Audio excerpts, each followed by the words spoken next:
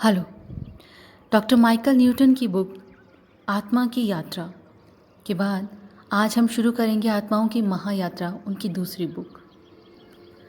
आधुनिक इंसान भगवान पर तो प्रश्न चिन्ह खड़े करता है, किंतु देवताओं और भूत प्रेतों के अस्तित्व को निसंदेह मानता है। अब समय आ गया है कि हम अपनी मान्यताओं, विश्वासों और प्रथाओं को वैज्ञानिकता की कसौटी पर कस सकते हैं। ये पुस्तक आत्माओं की महायात्रा हमारे आत्मस्वरूप, उसके स्वभाव, जन्म, मृत्यु और उसके बाद के जीवन और महाजीवन यात्रा की चर्चा करती है। इसका पहला चैप्टर है आत्मालोक। मृत्यु के क्षण में हमारी आत्मा अपने भौतिक शरीर से ऊपर उठ जाती है। अगर हमारी आत्मा परिपक्व होती है तो पिछली जिंदगियों के अनुभवों से तुरंत समझ जाती है कि वो शरीर के बंधन से अब मुक्त होकर वापस अपने घर लौटने वाली है। ऐसी विकसित आत्माओं को आत्मालोक में अपना स्वागत करवाने के लिए किसी की ज़रूरत नहीं होती। लेकिन ऐसी आत्माएं जिनके साथ मैं काम करता हूँ, ज़्यादातर उनसे भूलोक के सूक्ष्म धरातल से परे उनके मार्गदर्शक मिलते हैं। एक नई आत्मा या मर चुके बच्चे की आत्मा के पास यदि कोई आत्मा मिलने नहीं आती है तो वह अपने मार्ग से ज़रा भटक जाती है। वैसे कुछ आत्माएं ऐसी भी होती हैं जो देह मृत्यु के बाद भी मृत्यु स्थल के पास कुछ समय रहना चाहती हैं। अधिकतर मृत्यु स्थल तुरंत छोड़ देती हैं। आत्मालोक में समय का कोई अर्थ नहीं है। ऐसी शरीरहीन आत्माएं जो किसी संतापग्रस्त व्यक्ति को दिलासा देने के लिए या किसी दूसरे कारण की वजह से अपने मृत्यु स्थल के समीप रहना चाहती है, उन्हें इस बीते हुए समय के एहसास का अनुभव ही नहीं होता। यह आत्मा के लिए रेखीय समय के विपरीत एक अभी वाला समय बन जाता है, बस प्रेजेंट। ये आत्माएं भूलोक से आगे जाते हुए अपने चारों तरफ एक निरंतर बढ़ते उज्जवल प्रकाश का अनुभव करती हैं। जब आत्मा अपना शरीर छोड़ती है और जाने के लिए तैयार होती है, यह वह क्षण होता है जब एक औसत आत्मा अपनी ओर ऊर्जा की एक निराकार आकृति को आते हुए देखती है।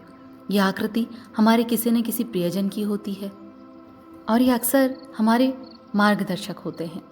जब मिलने वाली आत्मा उस व्यक्ति से पहले गुजर चुके जीवन साथी या मित्र की होती है, तब भी हमारा मार्गदर्शक आसपास ही होता है ताकि वह पारगमन की प्रक्रिया को पूरा कर सके। वर्षों से चले आ रहे मेरे शोध कार्य के दौरान मुझे एक भी ऐसा माध्यम नहीं मिला जिसका स्वागत करने ईसा मसीह या बुद्ध जैसी कोई धार्मिक आत्मा आई हो। लेकिन फिर भी भूलोक के हमारे महान अध्यापकों की प्यार भरी सुगंध हमारे व्यक्तिगत मार्गदर्शकों के साथ रहती है। जब तक आत्माओं को आत्मालोक में पुनः स्थापित किया जाता है, उनका भौतिक स्वरूप बदल चुका होता है। हम इंसान के रूप में उसके जिस भावनात्मक, स्वभाव और शारीरिक रूप की कल्पना करते हैं, आत्मा का वैसा मानवीय रूप रंग नहीं होता है। वे अपने भौतिक मृत्यु पर वैसा संताप व्यक्त नहीं करते जैसे उनके प्रियजन करते हैं। यह हमारी आत्मा ही होती है जो हमें भूलोक पर मानव बनाती है, किंतु अपने शरीर के बगैर ये कोई जीव नहीं होती। आत्मा के वर्णन से परे भव्यता होती है। आत्मा एक प्रकाश होती है। आत्माएं मृत्यु के फौरन बाद स्वयं को भिन्न समझने लगती हैं, क्योंकि उनका नाशवान शरीर अब अपने मस्तिष्क और अपने शारीरिक प्रणाली के द्वारा प्रभाव नहीं डाल पाता। इस स्थिति में खुद को समायोजित करने में कुछ आत्माएं दूसरी आत्माओं की तुलना में ज़्यादा समय लेती हैं। हर आत्मा दो पार्ट में विभक्त होती है। उसका एक हिस्सा जब पृथ्वी पर जन्म लेता है तो दूसरा हिस्सा फिर भी आत्मालोक में होता है। और यही कारण है कि कोई भी आत्मा जीवन से वापस आत्मालोक में आने के बाद अपनी माँ से मिल सकती है, चाहे वह 30 साल पहले मर चुकी हो या फिर पुनर्जन्म भी ले चुकी हो। यहाँ से जाने के बाद अपने शिक्षक मार्गदर्शकों के साथ होने वाली हमारी मुलाकात लंबी चलेगी या जल्दी खत्म होगी, ये उन परिस्थितियों पर निर्भर करती है जिनके कारण हम अपने जीवन में क्या हासिल कर पाए थे और क्या नहीं। इन बैठकों में कर्म संबंधी विशेष मामलों पर चर्चा की जाती है, किंतु उन पर गहराई के साथ विचार विमर्श आत्माओं के सामूहिक झुंड में किया जाता है। कुछ आत्माओं की वापस लौटती ऊर्जा को सीधे तौर पर उनके आत्मिक समूह में नहीं भेजा जाता। ये वो आत्माएं होती हैं जो अपने शरीर के कारण दूषित होकर बुरे कर्मों में लीन थी। और इस बारे में तथ्य पर ध्यान रखा जाता है कि बगैर किसी पूर्व निर्धारित इच्छा के गलत काम हो जाने और जानबूझकर किए गए दुष्कर्म में अंतर होता है। बुरे कामों में लिप्त होने वाली उन आत्माओं को ऐसे विशेष केंद्रों में ले जाया जाता है जहाँ उनकी शक्ति को पुनः समग्र बनाने के लिए फिर से ढाला जाता है और उनके द्वारा किए गए सीमा उल्लंघन के आधार पर उन्हें जल्दी भूलोक पर वापस भेज दिया जाता है। वहाँ वे अपने अगले जीवन में किसी बुरे कार्यों का शिकार बनना पसंद करते हैं।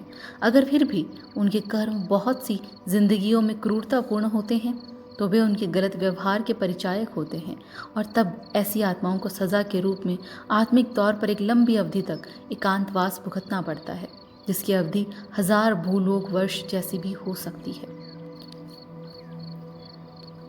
इस बारे में आत्मालोक का एक नीति निर्धारक सिद्धांत यह है कि किसी भी आत्मा द्वारा गलत कर्म चाहे जानबूझकर किया गया हो या अनजाने में, उसकी भरपाई के लिए उसे अपने अगले जीवन में वैसा ही भोगना पड़ता है। इसे आत्मिक विकास का एक अवसर माना जाता है, कोई सज़ा या प्रायश्चित नहीं। आत्माओं के लिए भूलोक को छोड़कर कहीं भी नर्क नहीं होता। सबसे बुरा नर्क तो यही है जहाँ हमें अपने ही कर्मों की सज़ा भुगतनी पड़ती है।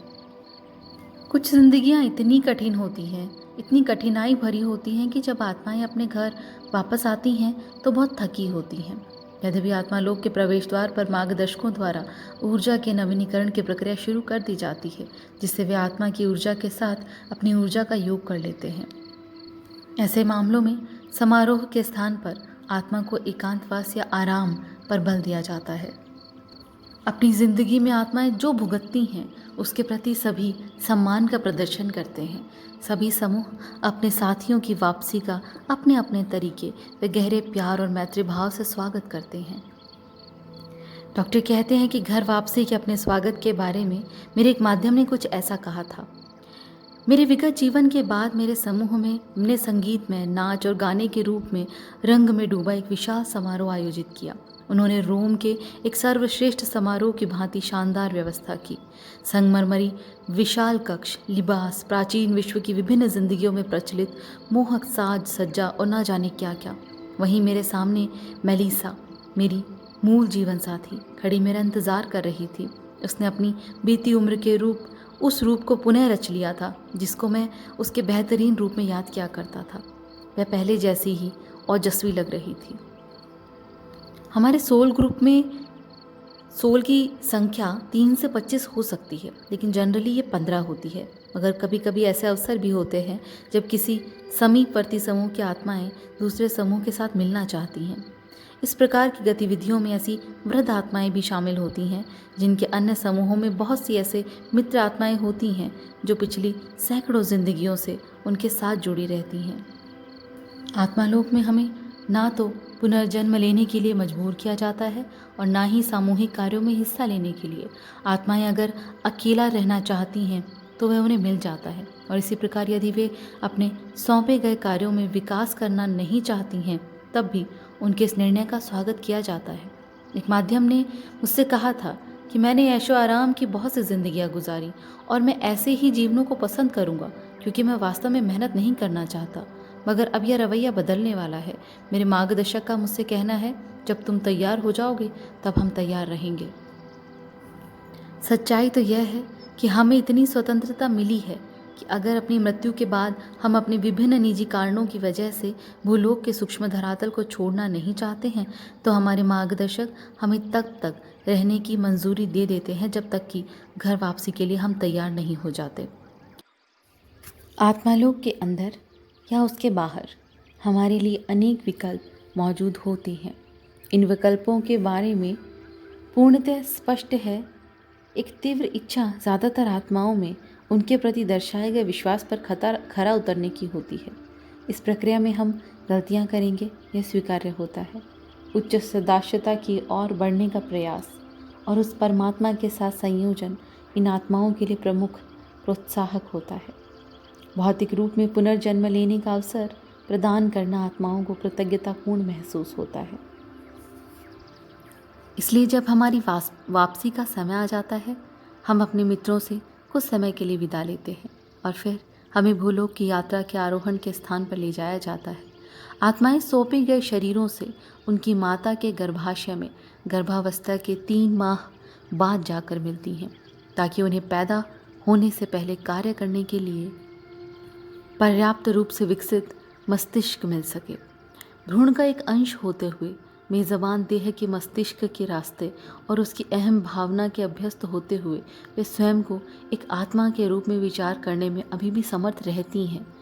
जन्म के पश्चात ये यादें मिट जाती हैं और ये एक अवरोध उत्पन्न करती हैं। आत्माएं अपने शाश्वत चरित्र को एक मिश्रित विशेषताओं वाले नए व्यक्तित्व उत्पन्न करने हेतु अस्थायी मानवीय मन में समाहित कर देती हैं। डॉक्टर कहते हैं कि मेरे माध्यमों ने मुझे इस बारे में लिखा है कि स्वयं के अनश्वर होने के ज्ञान ने उनका जीवन कितना बदल दिया। उनमें से किसी ने कहा कि जब मुझे अपने वास्तविक स्वरूप का ज्ञान हुआ तो मुझे जिस आनंद और स्वतंत्रता का एहसास हुआ उसका मैं वर्णन नहीं कर सकता।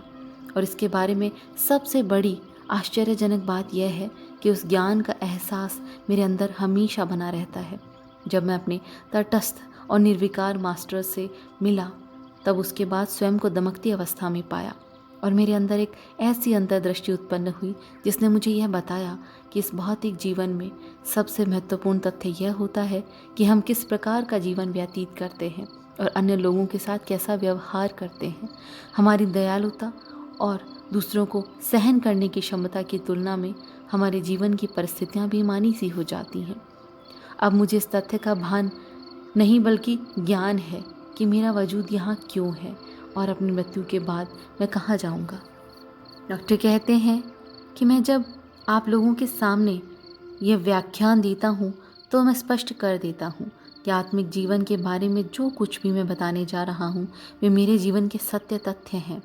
वैसे तथ्य सत्य तक पहुँचने के अनेक रास्ते होते हैं तथा मेरे जो सत्य हैं पिछले अनेक वर्षों में माध्यमों के रूप में मेरे पास आने वाले अनगिनत स्त्री पुरुषों के गहन ज्ञान का सार है। मेरे द्वारा कही गई अगर बातें आपकी पूर्व धारणाओं, विश्वासों या खुद के दार्शनिक विचारों के प्रतिकूल लगती हों तो जो आपको सारगर्भित लगे, जो आपको सही लगे उसे ग्रहण कर लें और बाकी को भूल जाएं। मृत्यु, शोक और सांत्वना, जिसमें सबसे पहले आता है नकारना और स्वीकार करना।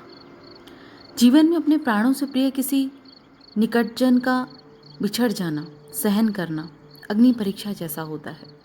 इस प्रक्रिया में सबसे पहले प्रारंभिक सदमे को झेलना पड़ता है, फिर मृत्यु को नकारने की भावना को, इसके बाद उससे उपजे क्रोध को और डिप्रेशन को दबाना पड़ता है और लास्ट में उस सत्य को किसी न किसी प्रकार स्वीकार करना ही पड़ता है।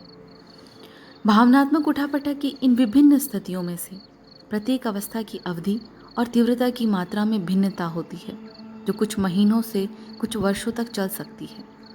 वैसे अटूट बंधन से बंधे किसी व्यक्ति का बिछड़ जाना इंसान को इतना हतोत्साहित कर देता है कि वह स्वयं को एक अंधे कुएं में पड़ा महसूस करता है और सोचता है कि वह उससे कभी निकल ही नहीं पाएगा, क्योंकि मौत अटल सत्य होती है। पाश्चात्य समाज में मृत्यु की अटलता पर विश्वास को स्वस्थ होने में बाधक माना जाता है।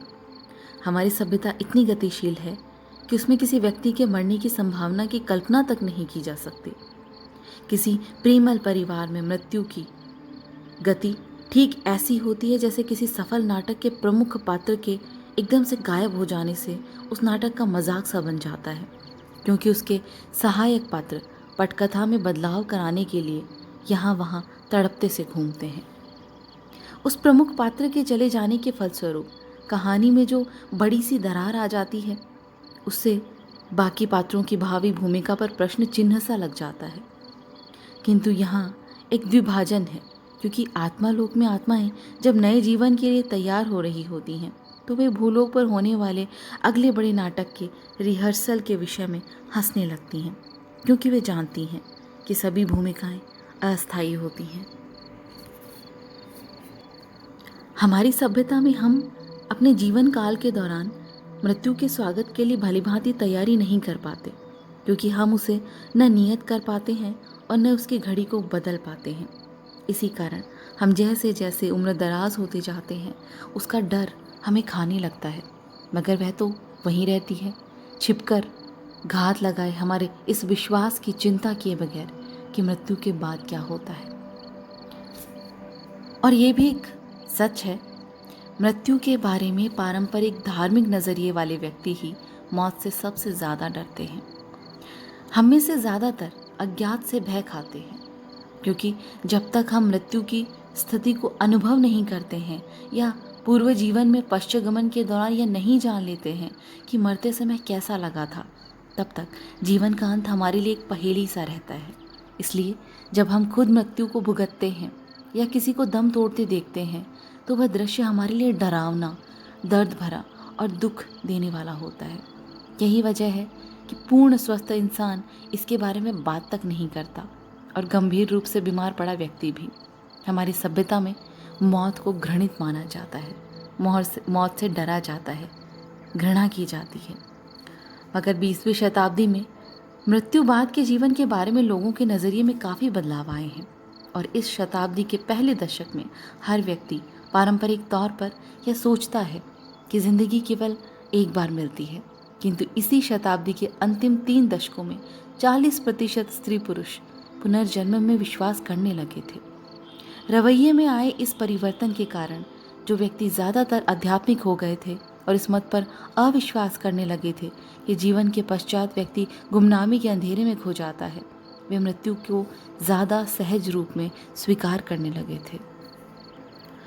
आत्मलोक के बारे में मैंने जितना भी काम किया है, उसके महत्वपूर्ण पक्षों में से एक पहलू दिवंगत आत्मा के नज़रिए से यह जानना भी है कि प्राण निकलते वक्त कैसी अनुभूति होती है और पीछे छूट गए सगे संबंधी और मित्रों को दिलासा देने के लिए कैसे वापस आने का वह प्रयास करती है। जिस व्यक्ति से हम प्यार करते हैं वह वास्तव में जाता ही नहीं है। पुनर्जन्म के वक्त आपकी ऊर्जा का एक भाग आत्मालोक में ही रह गया था।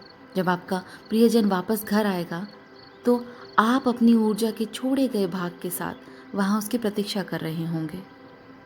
और सच तो यह भी है कि जीवन साथी सच्चे अर्थों में कभी भी एक दूसरे से जुदा नहीं होते हैं।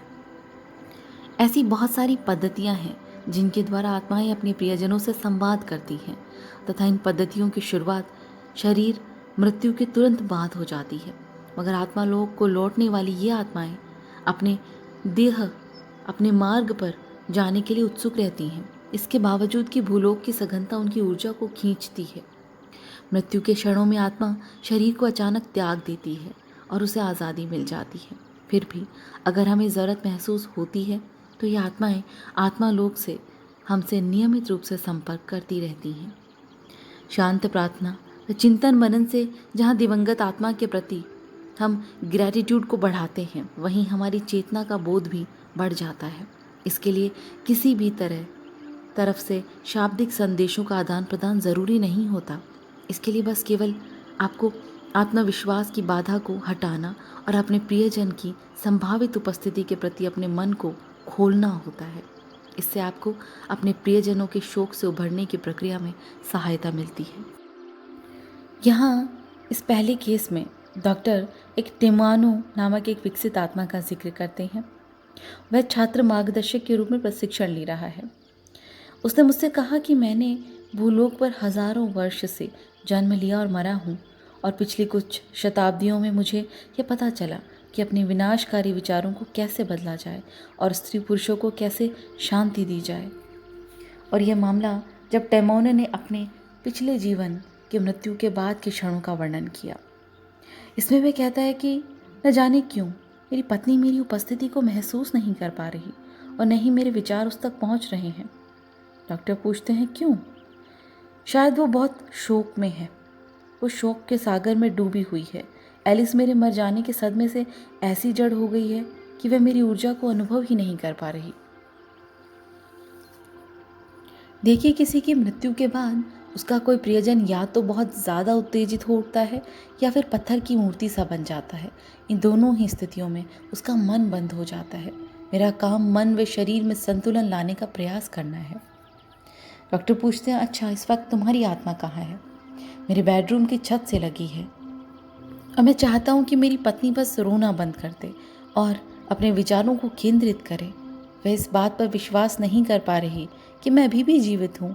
इस कारण उसकी ऊर्जा का ताना बाना एकदम उलझ गया है। यह स्थिति बहुत हताशाजनक है।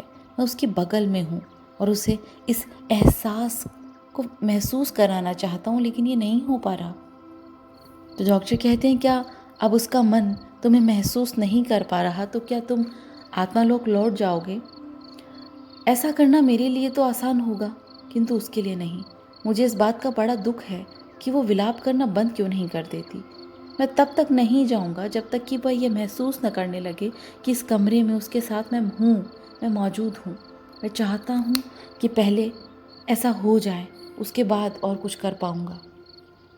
मेरी मृत्यु कुछ दिन पहले ही हुई है और जब मेरी अंतिम क्रिया पूरी हो चुकी थी तो तभी से मैं एलिस को सांत्वना देने की कोशिश कर रहा हूँ। मेरा मार्गदर्शक मुझे ले जाने के लिए इंतज़ार कर रहा है, लेकिन मैंने उसे कुछ और इंतज़ार करने को कहा, मगर ऐसा करना ज़रूरी नहीं था क्योंकि वह तो सब जानती है। यान ने ही मुझे ये सब सिखाया है। ये उदाहरण हमें उस आम समस्या को दर्शाता है जिसके बारे में हाल ही में देह मुक्त हुई आत्माएं शिकायत करती हैं, किंतु वे सभी टिमानो जितनी प्रवीण और दृढ़ निश्चय वाली नहीं होती हैं। लेकिन फिर भी ज़्यादातर आत्माएं ऐसी हैं जो आत्मालोक में लौट जाने के लिए बेचैन रहती हैं। वे भूलोक के सूक्ष्म धरातल से तब तक नहीं जाती जब तक वे अपने शोकग्रस्त परिजनों को थोड़ा बहुत दिलासा नहीं दे लें। मैंने अपने माध्यम के संवाद को संक्षिप्त कर दिया है कि एलिस को शोक से उभरने में किस प्रकार वह सहायता करता है। उसका मकसद यह दर्शाना था कि आत्मा का ऊर्जा ढांचा अव्यवस्थित मानवीय ऊर्जा पर किस प्रकार सुखद प्रभाव डालती है। यह माध्यम बताता है कि मैं अपनी पत्नी पे अपनी ऊर्जा की बौछार कर रहा हूँ और उसे सांत्वना देने की कोशिश कर रहा हूँ। एलिस, मेरी पत्नी, मेरे हल्के स्पर्श को महसूस कर रही थी, किंतु शोक ने उसे संचेतना को भंग कर दिया है। इसीलिए मैंने पुंज की शक्ति को और बढ़ा दिया है। प्रेम के विचार उस तक भेज रहा हूँ। अब धीरे धीरे समय के साथ एलिस की भावनाएं बदल रही हैं। मेरी उपस्थिति को महसूस कर उसने रोना बंद कर दिया है। चारों तरफ खोज भी रही है और मुस्कुरा भी रही है, हमारी अच्छी यादों को याद करके। और अब मैंने उस पर कब्जा कर लिया है। तो डॉक्टर पूछते हैं, तो तुम्हारा मकसद पूरा हुआ? हाँ, अब वह पूरी तरह स्वस्थ है और मैं विदा लेने के लिए तैयार हूँ। समय आ गया है। मैं उससे पे ऊपर जाकर भी निगाहें रखूँगा, लेकिन मैं जानता हूँ कि वह इस दुख से निकल जाएगी और यह अच्छा भी है क्योंकि अब मैं कुछ देर के लिए व्यस्त रहूँगा। डॉक्टर पूछते हैं, तो क्या आगे चलकर तुम एलिस से संपर्क में रहोगे? नहीं, जब उसे मेरी ज़रूरत महसूस होगी बस तभी संपर्क करूँगा। आखिरकार वो मेरा प्यार है। अगर देखा जाए तो ऐसे कार्यों में एक आम आत्मा कितनी सर्वाधिक कनिष्ठ छात्र मार्गदर्शक के मुकाबले में कम दक्ष होती है। इन सभी तत्वों पर मैं आगे चलकर ऊर्जा की पुनर्स्थापना नामक चैप्टर में हम आगे बात करेंगे। फिर भी मैं जिन आत्माओं के साथ काम करता हूँ वे आत्मालोक से मानव शरीर पर प्रभाव डाल सकती हैं। हमारे शरीर में उपस्थित चक्रों पर काम करके उनमें जो भी ब्लॉकेज होती है, जो भी अवरुद्ध भावनात्मक ऊर्जा होती है, हम उसे निकाल सकते हैं और शरीर को समरस बना सकते हैं।